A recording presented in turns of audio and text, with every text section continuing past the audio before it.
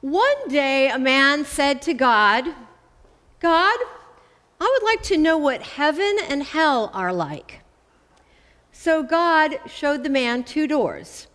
Inside the first one, in the middle of the room, was a large round table with large pot of vegetable stew. It smelled delicious, and it made the man's mouth water.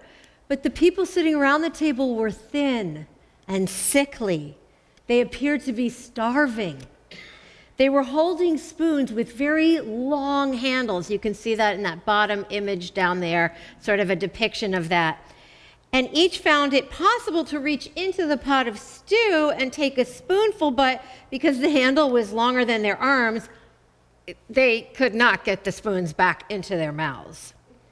Well, the man shuddered at the sight of their misery and suffering. And God, who I always imagined to sound somewhat like Dolly Parton, said, now, honey, you've seen hell. Behind the second door, though, the room appeared exactly the same. There was a large round table with a large pot of wonderful vegetable stew that made the man's mouth water.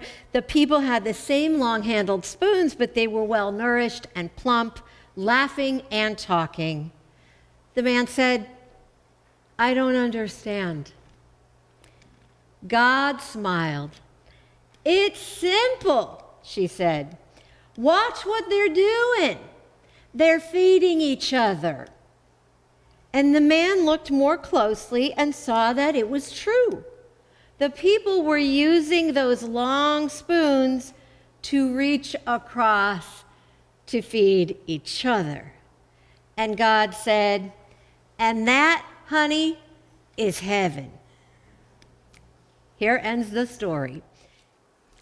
In this reading from her memoir, Take This Bread, A Radical Conversion, Sarah Miles, a journalist from San Francisco who starts a hugely successful food pantry with her church, reflects on her past employment as a cook and what that taught her about the deeper meaning of feeding people. She writes, the pleasure of hiding in plain sight was just one of the benefits I picked up from working as a cook.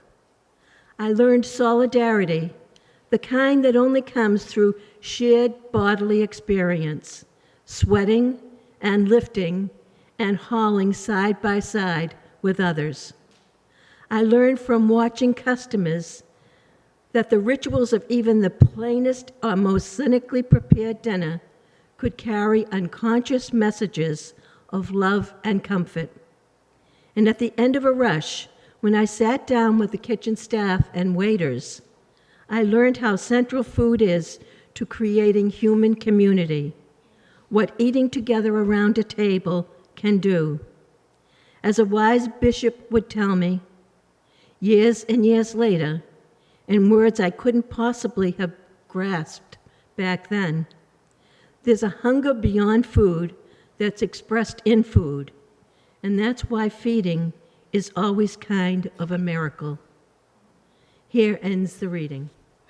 Father, mother, daughter, son, neighbor, friend, and friendless, all together, everyone, in a gift of loving kindness.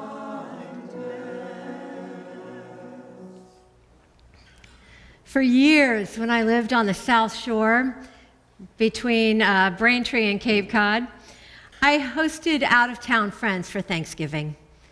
I remember when a few of them came over the river and through the woods, through terrible traffic, all the way down up from Washington, D.C., and we had our feast. And the next day, they wanted to do some touristy stuff, like seeing Plymouth Rock. It was so cold that year, and I said, you guys, it's not as exciting as you think.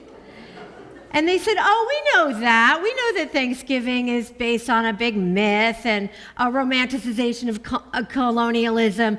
And we know that the Pilgrims first landed at Provincetown Harbor on the land of the Wampanoag. Come on, Vicki. We know all that. We just want to get some Dunkin' Donuts and join the tourists. Leave us alone. And I said, no, I know you guys know the truth of the origins of this country. Okay. But I'm telling you, Plymouth Rock itself is really, truly not that big of a deal, literally. But they were determined to go. And later when they got home, totally frozen, bright red noses, frosty ears, hyped up on Dunkin's coffee, they said, oh my God, you were so right. It's like really small and dinky, and it's like down in a grate, and it had leaves all over it. It's like kind of crummy. How could it be it's such a letdown? And I said, I told you, are you happy? They said, oh, the Mayflower replica is really cool, though. Well, I love Thanksgiving. I love it. I'm very dedicated to demythologizing the founding of America and that feast. But I'm proud to be part of a religious community that quests for truth and accuracy in our understanding of history. I'm deeply grateful for the work of Indigenous and Black scholars, historians, teachers, artists, and leaders whose work has helped all Americans have a necessary reckoning with the gap between romanticized depictions of the past and its realities. We know that that reckoning is not going great for a lot of people and that there has been serious backlash to this project. But that cow is well out of the barn by now, and I'm hopeful that it cannot be forced back in.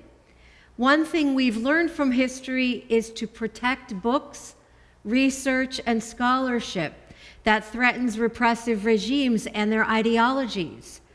Our church library is and will be a repository for some of these works. You and I will have them in our libraries. We will download them. Our children will always have access to them if we have anything to say about it. All that said, I'm grateful for a holiday that's ultimately dedicated to gathering, giving thanks, the possibility of peace, and feeding each other. I will always appreciate that aspect of the origins of the holiday. In the 17th century, food readily available year-round wasn't something to be taken for granted by the Wampanoag people or the new arrivals from England. The earth provides, but not magically. It requires knowledge of the seasons, her creatures, and plant life, generations of trial and error to know how to get through a New England winter. And many, of course, did not. Did you feel the raw cold yesterday as the wind whipped us here on the coast? Maybe you got your wood stove going, and I know I was typing with hand warmers on, getting ready for Friendsgiving feast with friends. We served turkey and stuffing, potatoes, squash, apple pie, cranberry sauce, many traditional foods that have been so altered by modern technology, I wonder if they taste the same as they did centuries ago. I wonder at and celebrate the innovation that makes this bounty possible. And when I think about high food prices, I am also well aware that while the cost is high financially for all of us, most of us don't have to labor for even a minute to get that food out of the earth to the store and ready for preparation. Did you say grace at your table growing up? Do you now? How many of you grew up with a grace? Any, just like okay, a lot of you, all right. My mentor, Brad Greeley, Reverend Brad Greeley, shared this one grace that his family used to say when he was growing up in New England. Might be familiar to some of you, author unknown. Back of the loaf is the flour, and back of the flour is the mill, and back of the mill is the wheat, and the shower, and the Son and the Father's will. For mill and flour and sun and shower, we give you thanks, O Lord. And they would all have their little holding hands. And is it God's will that the sun and the shower and the wheat should feed us? I believe so. Demeter, the goddess of the grain in the ancient Greek religion, or the father god of the Jewish and Christian traditions, and the god of the Muslims, and many gods of African indigenous religions, and all over the world, Asia, Africa, Central America, South America, all around the world, all receive thanks. All of these gods receive praise for their gifts of food to living creatures. And they all, as far as I know, bid their followers to practice the art of hospitality by sharing food, mindfully, intentionally. Some of these gods even become food to spiritually nourish their followers and hold them together in community. Even spiritual traditions that practice abstinence and poverty and require periods of fasting urge hospitality toward the stranger in the specific form of food. As Sarah Miles intuited in her years as a cook, and you just heard Ruth read about that, food, however casually prepared, can carry unconscious messages of love and comfort. Such a wonderful thing to contemplate. And so many of you have a ministry of cooking and eating together, and I'm looking at you, ma'am, and so many of you potluck denizens and conveners. Wonderful. And did you have a fun time last night? Good, good. In Sarah's memoir, she describes being in war and poverty-devastated regions of Central America as a journalist and in the most desperate circumstances where people had nothing, being fed by the poorest people on the earth. That food was nourishing to her body, mind, and soul, no matter what it was. Sometimes food and the sharing of it was an act of resistance, a statement of survival. This summer, I went out to Vancouver, BC to visit family, and I got to visit the Anthropological Museum of British Columbia and to behold the enormous and gorgeous carvings you see here.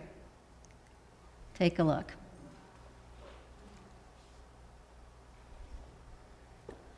Now, this is the work and the craft of the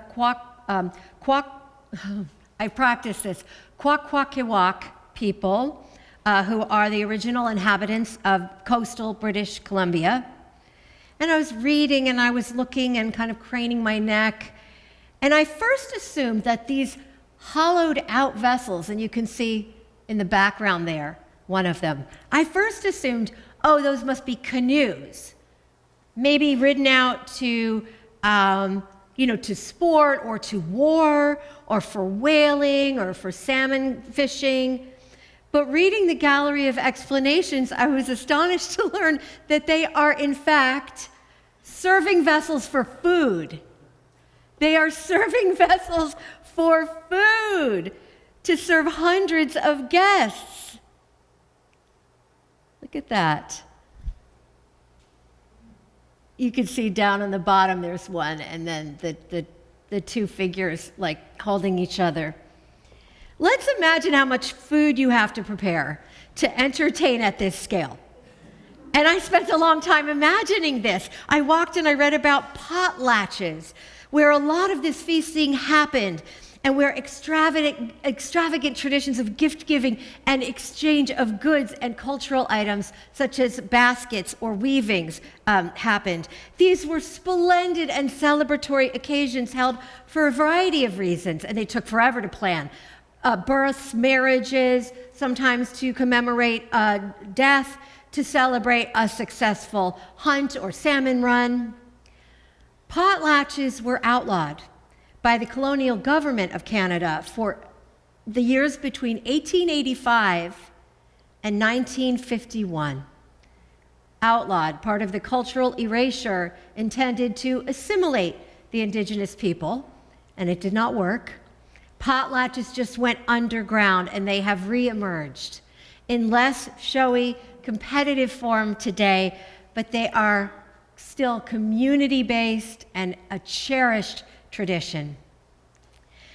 Imagine a system of governance and leadership where your big flex is how many people you can feed, how many gifts you can give, how generous you can be. Where your family's serving dish holds not just enough mashed potatoes for a nuclear family and some guests around one dining room table, but one longer than the tallest person you know. Where spoons can go in and in and in and serve up an abundance from the earth prepared by reverent and grateful hands. And spoons can go in and bowls be filled and filled again and again.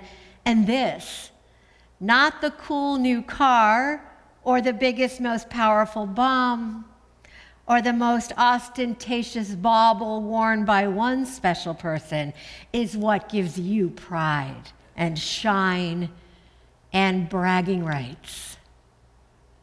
Imagine that world. Imagine a system of governance like that. Imagine a community like that. We can. We can imagine it. We do imagine it. We imagine it and we try to create it. And that, honey, is heaven.